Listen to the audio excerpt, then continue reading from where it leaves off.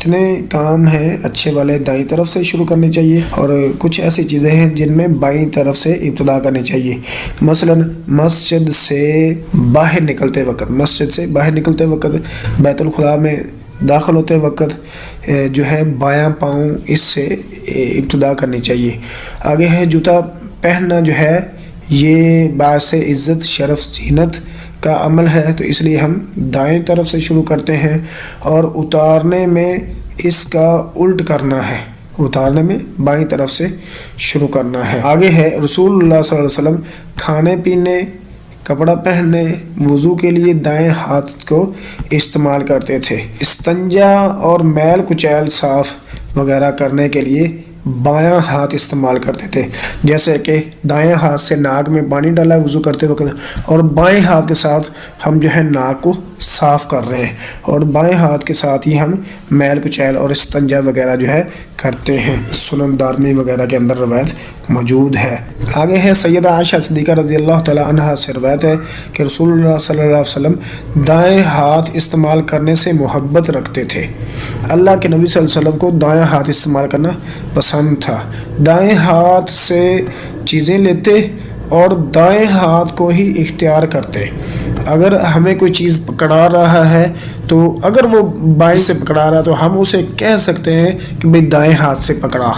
اگر وہ چیز پکڑ رہا ہے کوئی چیز تو ہم اسے یہ بھی کہیں کہ دائیں ہاتھ سے پکڑ، بائیں سے اپنا ہاتھ پیچھے کر لے، نہ اسے پکڑائیں جب تک کہ وہ اپنا دائیں ہاتھ نہ آگے کر لے۔ تو آپ پکڑاتے وقت یا پکڑتے وقت، چیز دیتے وقت یا چیز لیتے وقت دائیں ہاتھ کو ہی پسند کریں۔ رسول اللہ صلی اللہ علیہ وسلم جو ہے دائیں ہاتھ کو ہی پسند کرتے ہیں۔ یہ حدیث کا سبق ہے، صحیح مسلم کی روایت ہے، نبی پاک صلی اللہ علیہ وسلم نے فرمایا المسلم اخو المسلمی، المسلم اخو المسلمی، شروع میں بھی مسلم ہے اور آخر میں بھی مسلم ہے، تو درمیان میں اخو ہے۔ المسلم اخو المسلمی، المسلم اخو المسلمی، یہ نبی پاک صلی اللہ علیہ وسلم کی حدیث ہے۔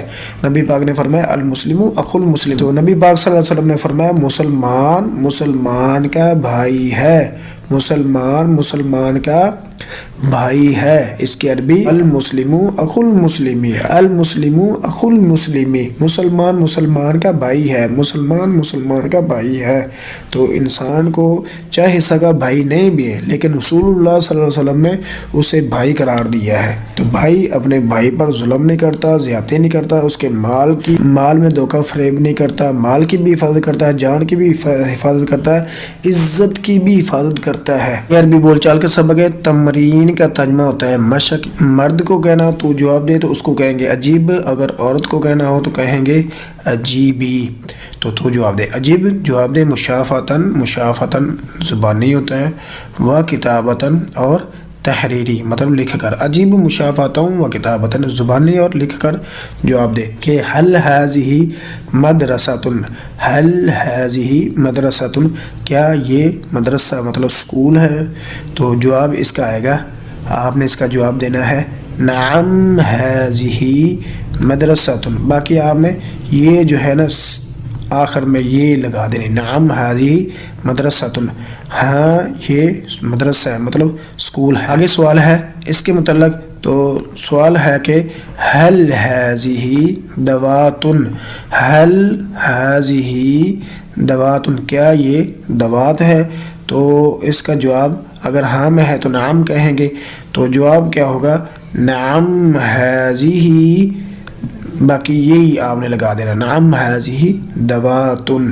آگے رسول اللہ صلی اللہ علیہ وسلم کا حسن و جمال ہم یہ پڑھ رہے ہیں۔ سوال ہے کہ رسول اللہ صلی اللہ علیہ وسلم کی داڑھی مبارک کیسی تھی؟ نبی پاک صلی اللہ علیہ وسلم کی داڑھی مبارک کیسی تھی؟ مکمل بال تھے اور گھنی تھی۔ سوال ہے کہ آپ صلی اللہ علیہ وسلم نے کبھی اپنی داڑھی کی خراش تراش کی تھی؟ کیا نبی صلی اللہ علیہ وسلم نے داڑھی کی سیٹنگ وغیرہ جیسے خط وغیرہ ہم کراتے ہیں تو کیا اللہ کے نبی صلی اللہ علیہ وسلم نے بھی کروائی ہے کہ نہیں کروائی؟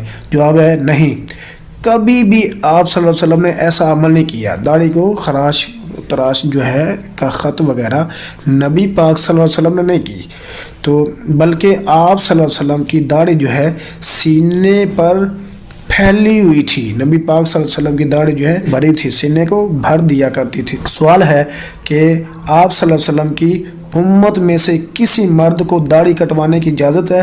جواب ہے نہیں, بلکہ اطاعت رسول صلی اللہ علیہ وسلم کا تقاضا یہ ہے, نبی پاک کی اطاعت کا تقاضا یہ ہے کہ ہر مسلمان داڑھی کو مکمل طور پر پورا رکھے اور اس کی کاٹ چھانٹ وغیرہ نہ کرے. اگر نبی صلی اللہ علیہ وسلم کے مطابق داڑھی رکھنی ہے, عمل کے مطابق چلنا ہے, تو پھر داڑھی کو کٹوانا نہیں, کیونکہ نبی صلی اللہ علیہ وسلم نے فرمایا داڑھی کو ویسے ہی چھوڑ دو, معاف کر دو داڑھی کو.